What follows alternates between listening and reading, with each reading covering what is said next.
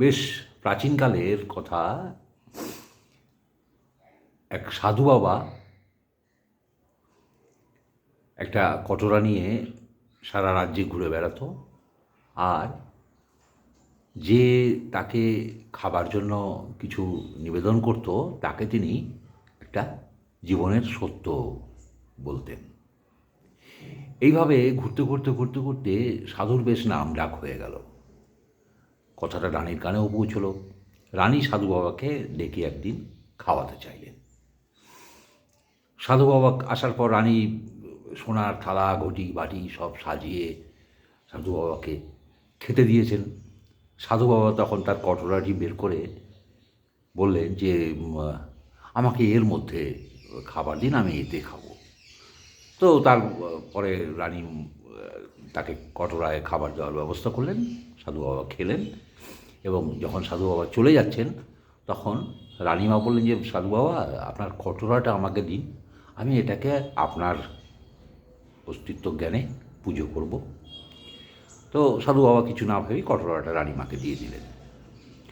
পরিবর্তে রানীমা সাধু বাবাকে একটি বেশ রত্নখচিত সোনার বাটি দিলেন, আর সাধু বাবা সেটা নিয়েও নিলেন।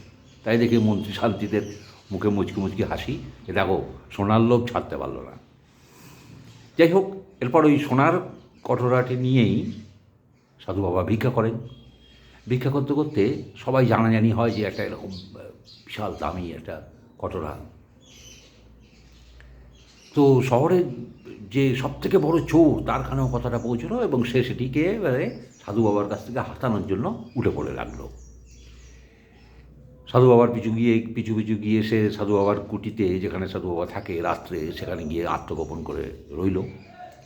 এবং সাধু বাবা কিছুক্ষণ পরে কটোরায় যেটুকু খাবার দাবার ছিল সেটা খেয়ে কটোরাটি ফেলে দিল।